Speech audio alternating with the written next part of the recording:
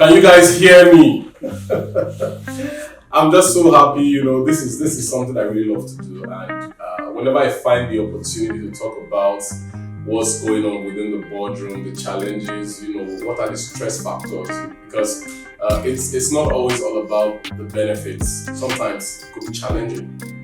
Being a board member and a non-executive or independent director of a company, it can be challenging. Even being a founder of a company can be challenging. So when you find yourself within that advisory board space, thinking everything is all going to be a bed of roses, everything will be cool, calm, there will be no arguments, there will be no crisis, there will be no issue, and everybody is mature, so you expect maturity from everybody. Oh, come on. It doesn't work that way. So right now, sit back, tighten your seatbelt. We're going to be talking about the challenges of serving, because it's actually a service. The challenges of serving on an advisory board. Before I go on into some of the points that I've outlined in my mind, and of course some of the things I'll be sharing with you, I would love you, if you do not mind, kindly hit the subscribe button, subscribe to this channel, share the videos, make your comments. You can even drop certain comments, and from that comment we can create another video. If there's anything that you want us to share, you can drop it in the comment section. We'll look at it and we'll share a video on that as well. So basically, what are the challenges? What are the down points? What are the things that come up while serving as an advisory board member? Number one, lack of focus and lack of contribution. In fact, I see this as a leadership question. A question of personal leadership, a question of self-leadership. Lack of focus. If you are really passionate about wanting to see that a company moves from point A to point B, then it's expected that naturally, you should be able to focus on that company, give it your best. Even people that love each other so much in marriages, because serving on an advisory board is a form of marriage. It's like a marriage. Those who have been married, they know the challenges that they actually face. So you would definitely, maybe once or twice, or as the case may be, according to how you perform that role, you would face this challenge of lack of focus. There might be a lot of things calling for your time, calling for your attention. You might have other business challenges that you want to, maybe your own personal business, your personal life might be having a roller coaster, and that could be affecting your focus on serving on an advisory board. So you need to find out personal ways of actually dealing with that. When I look at, I mentioned something about the fact that it's a leadership question. Why? Because when I look at leadership across the world, I'm not trying to deviate. I see that some people have already gotten to that point of they've already plateaued. They are stagnant. They cannot really give more. They can't contribute more, but they remain there. You find presidents in certain parts of the continent. They are there for 40-something years. They are even working on clutches. They can't give more, but they are still there. Things like that. So lack of contribution is a challenge. It's a challenge that the board of directors must be able to identify. Because as much as the advisory board members are looking at the downside or trying to see what the CEOs or the MDs are doing and they are not doing well, the MDs should also be taking notes. The CEO should also be taking notes. The founder should also be taking notes. How many of our advisory board members are really putting in their all into this particular assignment? Then once in a while, you check out your own KPIs for them. If they are not meeting up, then you can be able to take any further necessary action that you might want to take. So that's very important. Then another challenge is the issue of time. You might even all agree that, okay, we are going to be having our next meeting maybe on the 9th of December, for example. And at that particular time, somebody else, people that plan to attend now don't show up because something else is actually dragging that time. Or maybe they want to give 2.5 hours to a particular meeting. All of a sudden, the meeting is taking 6 hours, 8 hours. So that issue of time management is very key. And whoever a company secretary is, for those that are already in that particular meeting, it's your job to ensure that irrelevancies are brought to a minimum as much as possible. That's very important, so that you don't have meetings that should not take more than 3 minutes, maybe 2.5 hours or 3 hours, lasting into almost 8 hours because of a lot of irrelevant talk. So that has to be taken into consideration as well. Then another thing is over time I've observed that people's commitment begins to wane. Especially, it could be that they don't see the fact that what they're actually giving is being used. That can affect commitment. It could also be that the things that the company said they would do, the company has actually not done some of those things. It could range from a lot of issues. Basically, it could be personal issues. It could be that people have like a different idea of how they intend to run their lives, career-wise and otherwise, and that could also be affecting commitment. So much of all of these things are things that people have to take into consideration. I cannot tell you how you can resolve that commitment challenge. It's something that you have to look inward. If you're really passionate about a company, you have to be committed to that company. And it's a lot of hard work. Nobody said it's going to be a ride in the park. It's a lot of hard work. You have to do your part. Everybody has to play their role. And the fact that some other persons are not playing their role, your commitment level should rise beyond what some other person is doing or not doing. This is really about you. It's about your personal brand. It's about your personality. So you have to really put up your best effort to ensure that you are giving your best in that role as a non-executive independent director or advisory board member, as the case may be. So that's really number 3, right? Then another thing that comes to mind is the conflict of interest. Like, I don't get it. I really don't get it. I don't get it why you're an advisory board member, but maybe you don't want to be executing for the MD. That's not your job. That's not why you were called into the party. You were called into the party to stick to your own set of responsibilities. The MD knows his job. The CEO knows his job. You should know your job. Your job is not to now start trying to manage the company. That's not your job. Stick to your own role. Don't start crossing the boundaries, Don't start crossing the boundaries. This issue of crossing the boundaries is one of the reasons why we have a lot of conflict and disagreements, during board meetings. It's one of the reasons, because somebody's like, it's not even your job. When you're playing that advisory role, I want to advise you, stick to your end of the bargain. Know why you are sitting in that advisory board or independent non-executive director capacity. Know the reasons why. Know the purpose of your function and stick to the purpose of your function. Don't find yourself jumping in and out of other people's responsibilities and roles. That's very key. Another challenge, a big challenge for that matter, is conflict.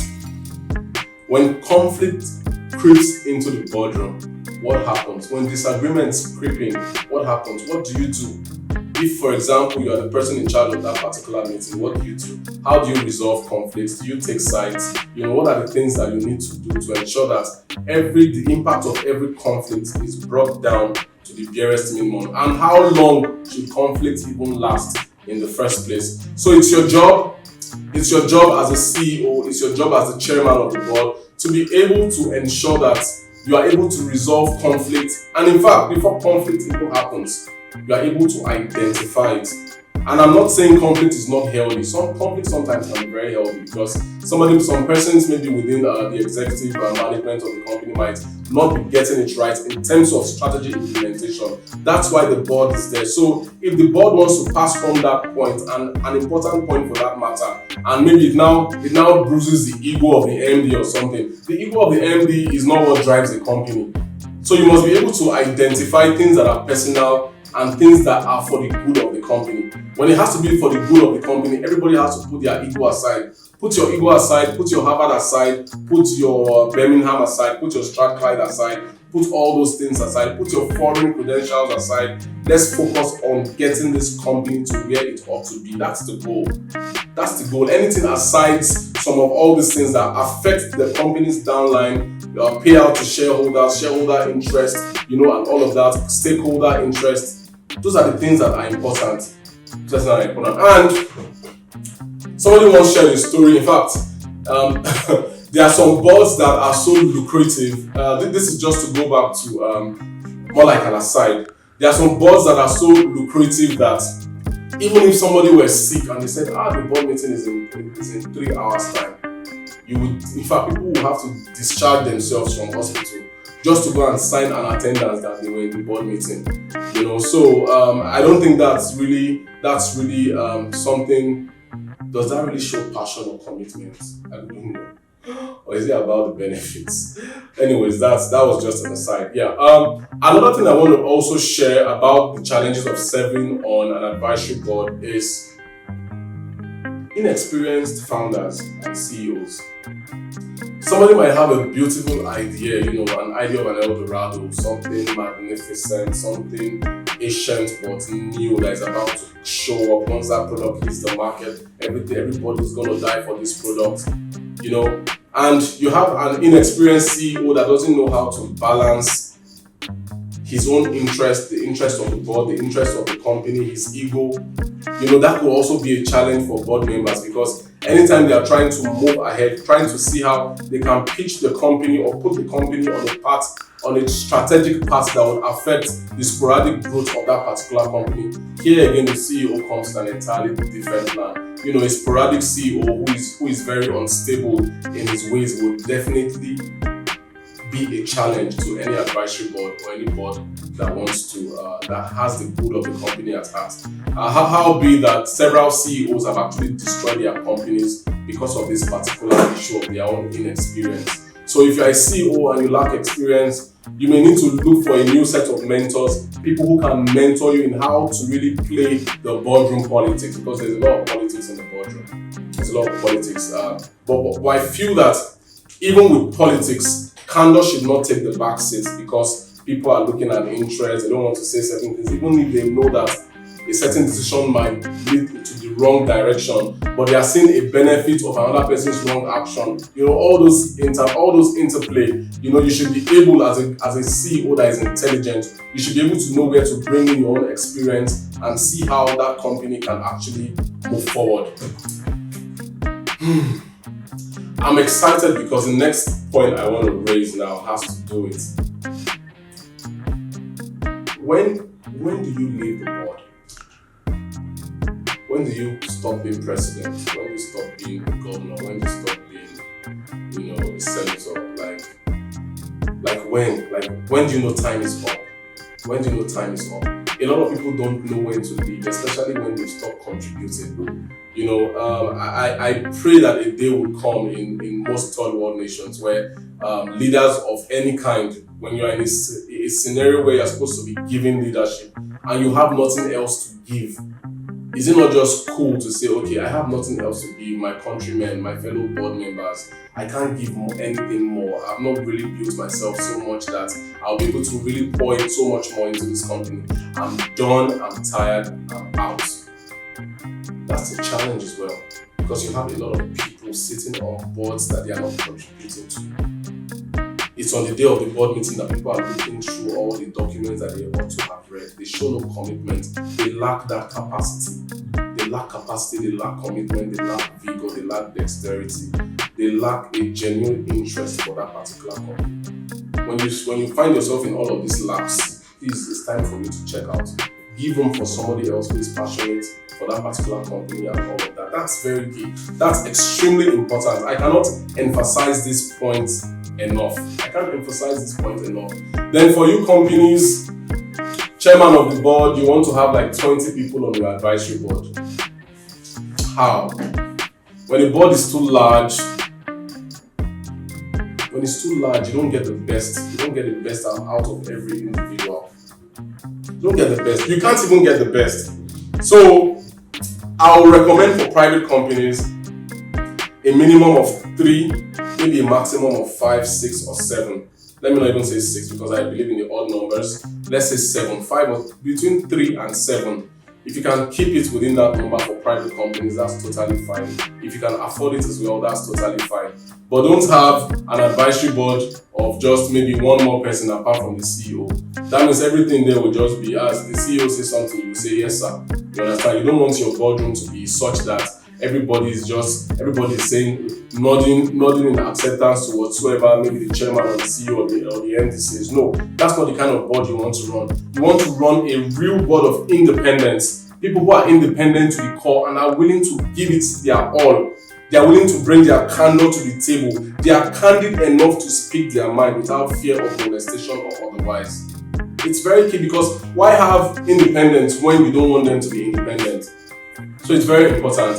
There are so much more challenges that can come up. If you know of any other one, I'll be happy to learn from you, and also to create a video about some of the things that you will be sharing with us in the comment section. Please, so drop your comments, let's know what you think. And of course, if you haven't yet subscribed to this channel, we're trying to see how we can grow this channel to 1,000 subscribers in the next couple of weeks, and we need your support. Share the video, drop the comments, watch it, critique it, analyze it, do review videos on it. I'm happy to engage with you on that level. Until I come your way next time, do have a very enjoyable day ahead. Thank you.